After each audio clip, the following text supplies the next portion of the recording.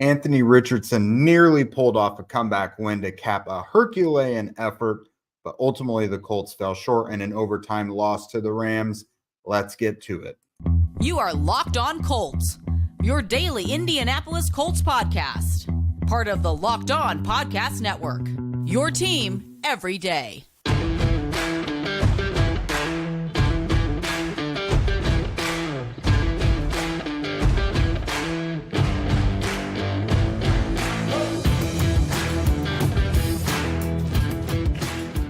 All right. Thanks for tuning in and making us your first listen post-game, I suppose. This is your daily podcast covering your Indianapolis Colts, part of the Locked On Podcast Network, your team every day. And today's post-game show is brought to you by LinkedIn Jobs, which helps you find the qualified candidates that you want to talk to faster. Post your job for free at linkedin.com/lockedonnfl. That's linkedin.com/lockedonnfl to post your job for free. Terms and conditions apply. Hello, everybody. Jake Arthur here from Horseshoe Huddle. I'm reporting to you live from Lucas Oil Stadium, where it was an interesting game to say the least. The Rams got out to a 23-0 lead. The Colts didn't put any points on the board until about 5.5 minutes left in the third quarter. Honestly, it seemed by the end of the first quarter that the route was on and that the Colts were not going to have a chance. They defensively, didn't seem like they were playing very wisely. They were going up against an offense that had showed you through the first few weeks of the season, time and time again, what they're good at. And the Colts defended it just like every other team had. Offensively, very sluggish, just not hitting where they needed to. A lot of missed opportunities, a lost fumble, some penalties here and there, but an overmatched offensive line that was missing a couple starters that was really showing through. Ultimately, again, like I mentioned, 5.5 minutes left in the third quarter. Anthony Richardson and the Colts really turn it on. They get a couple of touchdown drives put together. 2 of their 3 touchdown drives in that late portion of the game, they capped them with 2-point conversion attempts, which are always more difficult than it seems. Ultimately, Anthony Richardson just really put the team on his back. Had a heck of a day. It's another game where the box score is really not going to tell you the whole story. 11-25 passing, which looks bad on its face, but 200 yards. It's about 8 yards for YPA. A couple of passing touchdowns, had a rushing touchdown as well. In the first half, the offense was only him. Like, they could not do anything offensively unless he was running the ball, it seemed. In total, he had 10 carries for 56 yards and a touchdown. He's actually the youngest player in NFL history, at least during the Super Bowl era, to have multiple passing touchdowns and a rushing touchdown in the same game.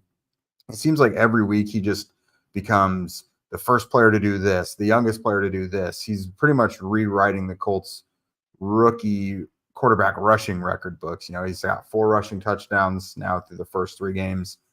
For its first Colts rookie to do that.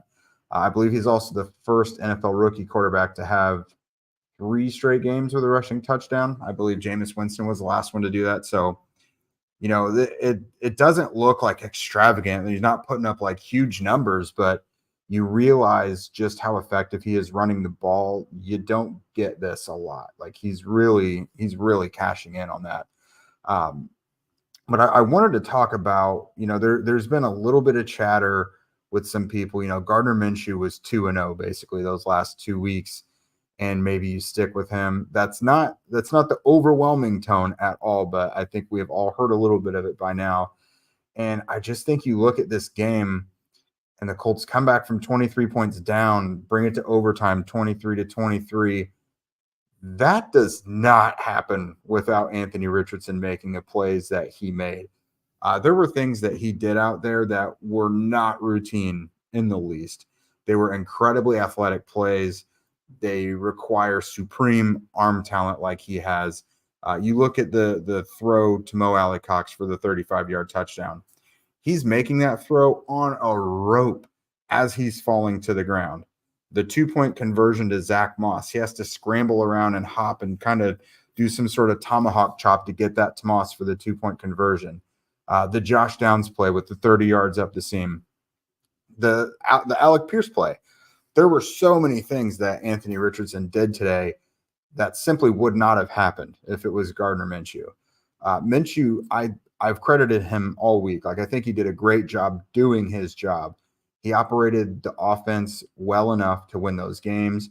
The defense was doing really, really well those last couple weeks as well, and they were playing complementary football. But simply put, it's good.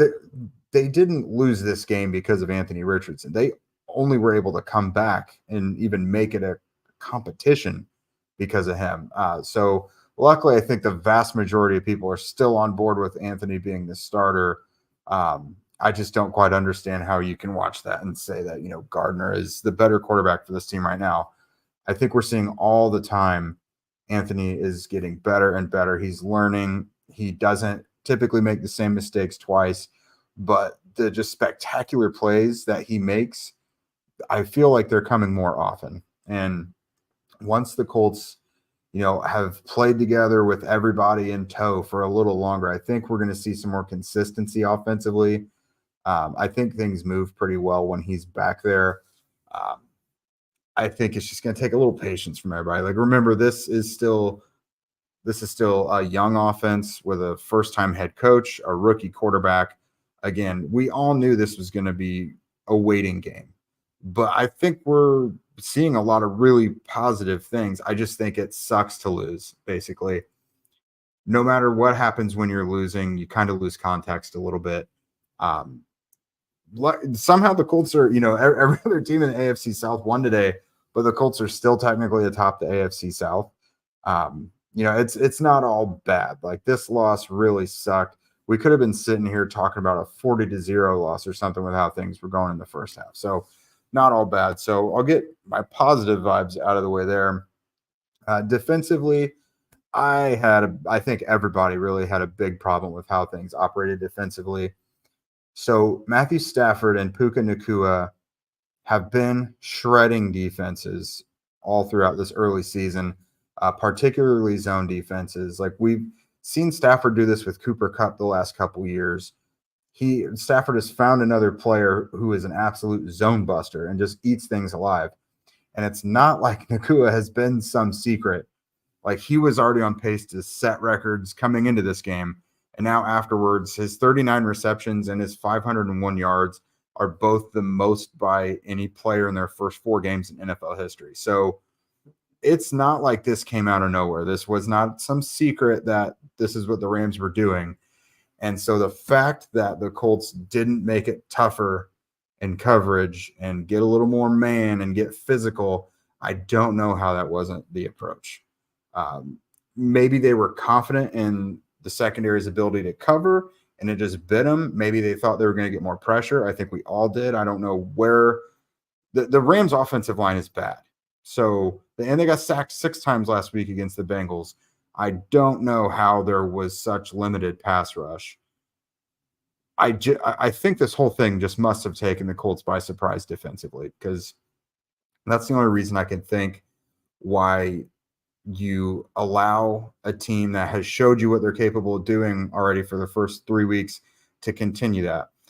The Rams got out to a big early lead within the first quarter. It felt like the game was out of reach by then because of what Stafford and Nacua were doing. You even saw Tyler Higbee had 5 catches for 63 yards. Like, the passing game was shredding. And ultimately, they called game with it. They won 29-23 with a big open field 22-yard catch from Stafford to Nacua. There wasn't anyone in Nacua's neighborhood. How you lose sight of a guy who has been murdering you all game, I do not know. So we'll talk about that more on our next show as well, and we'll get into it a little bit more later. In the next segment, though, we're going to talk more about the offense, the guys surrounding Anthony Richardson. We obviously gotta show some attention to QB1 initially. But first, a word from our sponsors.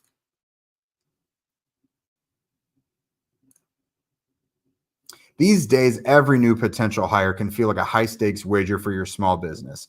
You want to be 100% certain that you have access to the best qualified candidates available And that's why you got to check out LinkedIn Jobs. LinkedIn Jobs helps find the right people for your team faster and for free. Simple tools like screening questions make it easy to focus on the candidates with just the right skills and experience so that you can quickly prioritize who you'd like to interview and ultimately hire. It's why small businesses rate LinkedIn Jobs #1 in delivering quality hires versus leading competitors. LinkedIn Jobs helps you find the qualified candidates that you want to talk to faster. Post your job for free at linkedin.com/lockedonnfl. That's linkedin.com/lockedonnfl to post your job for free. Terms and conditions apply. And every dayers, man, if you hung with us throughout last week, we pretty much told you the ingredients for a Colts win, and it seemed like everything went wrong. Everything we identified as a sensitive point in this matchup pretty much reared its head. So we'll talk more about that in this Colts next matchup. Another AFC South matchup coming up here next. Jonathan Taylor is going to start his practice window. So we got a lot of interesting stuff coming for you guys next week. Hopefully we can finally hear from Jonathan Taylor at the Colts complex as he begins practicing, because that will bring us a lot of interesting information, because that's a guy who's got a lot of stuff to answer.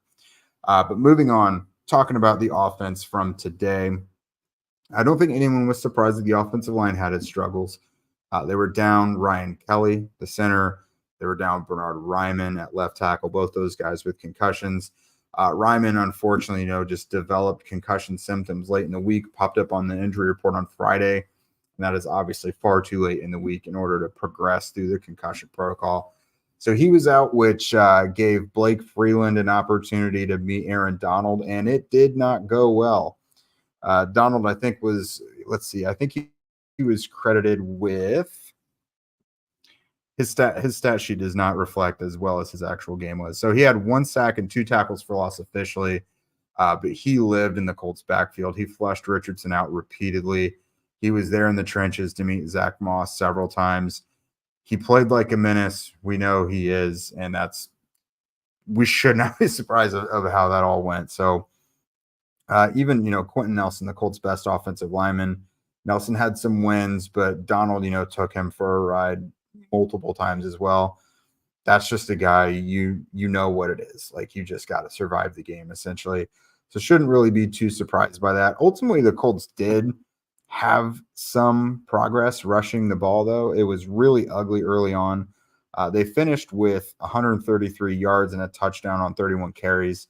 That's a 4.3 average. It was going really rough early on, and it was pretty much all Anthony Richardson. But Zach Moss once again stepped up. He was one of the first players that I noticed in the second half came out and just played like they were tired of getting it handed to them. I think he had 5 carries for 10 yards in the first half. Ultimately comes out in the second half, winds up with 18 total carries for 70 yards. So once again, that's another guy that's been a stud. 7 consecutive games now for the Colts that he's had at least 70 yards from scrimmage. Really solid player for them. Allows the Colts to not have to rush any decisions with Jonathan Taylor either. So that guy really, wore his hard hat today. It wasn't an extravagant game, but he had, in the second half, he had 2 carries. He had 2 7-yard carries, had a 20-yard carry. He had the 2-point conversion. So Anthony Richardson, yes, was very, very critical to the Colts coming back. But Zach Moss really helped extend those drives and keep the chains moving. And he kind of feels like an unsung hero of this game. Even though they did lose, they're probably not in position to make things as interesting as they did, or even get it to overtime without Moss's contributions. It was a decent day for the tight ends. Drew Ogletree scored his first touchdown of his career. Really good to see, because, he missed his rookie year with a torn ACL after having that awesome training camp in preseason. Came back this year and then promptly had to leave his first game with a concussion, missed the subsequent game, and has really been productive since. He had 3 catches for 48 yards, and again, that touchdown today looked really good doing it. He's been a downfield threat. I think he's giving you right now what you're missing in Jelani Woods, just like a physical freak who's a mismatch and can do a little bit downfield and after the catch, and he's just not the normal tight end. And I think Richardson and him are really starting to come along. So Mo Alley Cox, there finally was a Mo Alley Cox signing. He basically did his Mo thing today. Randomly pops up for a long 35-yard touchdown. Again, I mentioned that was like a really, really good play from Richardson, rolling out, buying time, and just delivering a dart to Mo. He did the rest. He fought for like 5 or 10 yards to get into the end zone. So that was a really good play by both players. Good to see them get some contributions from Mo because he's the type of player he needs that. It's been a while. It's been a rocky couple seasons for him. Kylan Granson, a couple catches for 24 yards, had one that went for 17. Not his best day. He had a couple plays out there they probably could have come down with. I thought that one downfield, the back shoulder left side, you guys who watch the TV broadcast could probably tell better. But it looked like it hit the defender. It would have been a tough play for him regardless. But there was one or two opportunities there for Granson to do a little something. But he's been the steadiest tight end since the summer, so I'm not gonna burn him too much for that one. Somewhat surprisingly, Michael Pittman, who has had 8 catches throughout each of the first few games, held pretty quiet in this one. Just 1 catch for 15 yards. There were some opportunities here or there. I don't think it was a bad game for him. He just wasn't like heavily used today. Alec Pierce, we've been waiting on that downfield shot, and it couldn't have come at a better time. Richardson hung tough and just delivered a weird short arm strike that flew down the field. I think it was like 38 yards on the reception. And then a 15-yard penalty by the defense tacked 15 more onto it. So it wound up being a 53-yard play for the Colts. That was very beneficial. Again, Pierce had another 1 or 2 plays where kind of makes you a little frustrated that he didn't come down with it, but at least they got that first downfield shot out of the way. We've been waiting on that for a really long time. So finally got that one. Josh Downs, I don't know about you guys, but I am ready to see more Josh Downs up the seam. Him and Richardson had that great play earlier. I think it was in the preseason where they connected for like that 20-yard shot up the seam. They did it for 30 yards today. It was a beautiful throw by Richardson. Downs just has really strong hands. He catches pretty much dang near everything Richardson sends his way. Those two have a nice connection down the middle of the field, it seems. Downs obviously has the speed and quickness to not only get downfield, but kind of find the open spots even in the middle of the field. So I'm ready for that to be more of a staple of the offense because just like we've seen with the tight ends, in terms of route running and stuff, they have a lot of the similar assignments to the slot receivers. And obviously Downs, is going to be the shiftiest of that group. So I think he's going to be the one to be able to cash in on those type of things more often. So decent day for those guys overall. Looking to see some more consistency in certain areas though. But in the second half, they really turned things on. It looked a lot better than it did in the first half when they couldn't string anything together to save their lives. So we'll go ahead and begrudgingly talk about the defense here in a minute. But first, another word from our sponsors. Snap into action this NFL season with FanDuel, America's #1 sportsbook. Right now, new customers get $200 in bonus bets guaranteed when you place a $5 bet. That's $200 in bonus bets, win or lose. If you've been thinking about joining FanDuel, there's no better time to get in on the action than now. The app is super easy to use. There's a wide range of betting options, including spreads, player props, over-unders, and more. If there are areas of betting you don't like, there's going to be something in there for you. So visit FanDuel.com/lockedon and kick off the NFL season. FanDuel, official partner of the NFL. Okay, so the defense. We got the zone defense part of it out of the way, the Matthew Stafford, Puka, Nacua stuff. I said leading up to this game, and I even said in the pregame show, if you watched Andrew Moore and I speaking at Nevermore, I was not worried about the Rams' run game. However, the Rams had other plans, and they made me look like an idiot because DeForest Buckner was banged up this week, and he was on a pitch count, but he did play. When he left the field, they smelled blood in the water, man. Like, Kyron Williams had a really, really good game. He wound up running 25 times for 103 yards and 2 touchdowns. The blocking was just really good by the Rams offensive line. Again, a line where they really should have been overmatched. The Colts defensive line is better than the Rams offensive line is. I really don't know how this all happened. Just a defense that had been riding high and I guess was due for a down performance. But man, the Rams coming into this ranked 25th in rushing. They were right around 85 yards per game. They finished this one 36 carries for 164 yards and 2 touchdowns. So they basically doubled their normal rushing output against a Colts defense that's pretty good against the run. So yes, Buckner was in and out of the lineup, but it's like, why should that matter that much? Grover Stewart's still there, Kwity Paye, Samson Ebukam, like Zaire Franklin, who's leading the league in tackles. All those guys were still there. So the Rams just really had their number today, it seems. I have no explanation for that.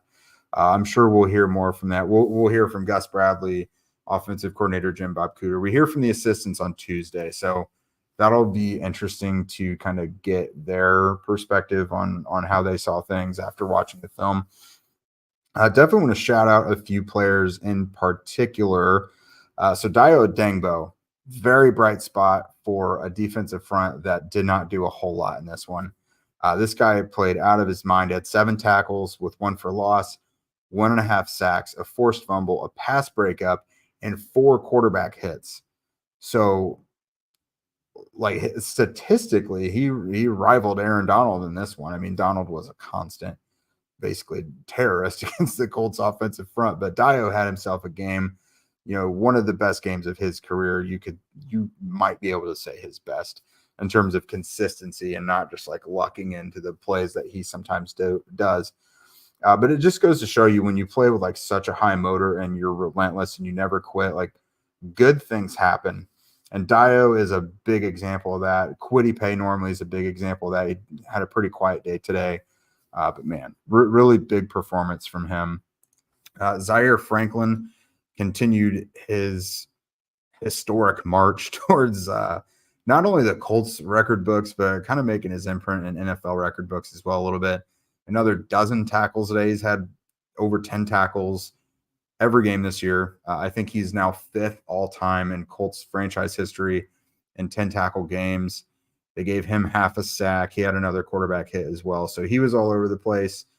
Easily been the Colts' most consistent linebacker. EJ Speed, overall, I thought had a pretty decent game. He had that really boneheaded penalty where he hit Matt Stafford late in that first drive, which really inexcusable when you're going up against a quarterback who's not looking to gain extra yards when he's running. But he made up for it. He had some nice plays. He popped the ball out from Tyler Higbee on a pass breakup that was critical late in the game. Really big play by him. I think he made another play down by the goal line. That was big. So that guy is really, really coming into his own. Speaking of the linebackers, so I'm sure everyone noticed Shaquille Leonard was not very involved today. From what I observed, he sat out a lot of the second half. We saw Saguna Luby go in there when Zaire Franklin had to briefly leave to be evaluated for a back injury. So that's going to be something to monitor moving forward. After the game, Shane Steichen said it wasn't injury related. They were just rotating those guys. So it's strategic. Like, it must seem like other guys are giving them better chances to win, or at least within the scheme that they're employing. So that'll be interesting to see what they do with Leonard moving forward, because it's very heavily been Zaire Franklin and EJ Speed as the primary linebackers. And to see Alubi out there was pretty interesting as well. We'll keep an eye on that. But moving beyond that, Andrew Moore, if you guys watched the pregame show, he said he spoke very highly of Kenny and kind of called on him to make a big play. And he did. Just the second interception of the season for the Colts, believe it or not. But he came up with that. Undercut the route by Matt Stafford it would have been a chunk play over the middle. With how things were going, it would not have been surprising if they would have converted, but Kenny went low and grabbed the interception, which, again, came at a really good time. It was in the second half when the Colts were looking to make a statement. They had just scored their first points, got a 2-point conversion. They didn't score on the drive that Kenny gave them, but they did again on the drive afterward. So that was a big play. You know, it was taking the ball away from the Rams and not allowing them to answer the Colts' first touchdown. So really big play by Kenny. This defense, man, I mean, they're going to have some growing pains, but schematic or performance-based, whatever it was, for my money, I think it was more about communication. It wasn't necessarily like execution or guys just dropping the ball. Like, I just don't think they should have played so much zone against an offense and quarterback that has shown that they can absolutely shred that. So I'm not getting paid the big bucks to make those decisions. So, I mean, we'll hear more throughout the week on why they elected to do that. But yeah, that's about all I got for this game. I know Zach will be back. We'll discuss more in depth about what we see when we rewatch the games, watch the all 22, things like that throughout the week. And then we'll move on to the Titans because it's going to be a big matchup, another AFC South matchup. Again, every AFC South team just won. It's a four-way tie at 2-2. The Colts are technically still atop that, but we'll really want to look into that. And again, it's perhaps Jonathan Taylor week as well. So if you guys don't already, follow at Locked On Colts, at Jake Arthur NFL, and at Zach Hicks2 on Twitter. Subscribe to us on YouTube, wherever you listen to your podcast. We're, of course, free. Ratings and reviews as well. We would love more of those. You know, we're getting more and more audio listens, but not necessarily reflecting in the ratings and reviews. If you guys do that for us, it sends us up the charts. More people can start hearing what we have to say, good or bad, about that. But yeah, we would definitely appreciate that from you guys. And with that, we will see you guys on Tuesday morning.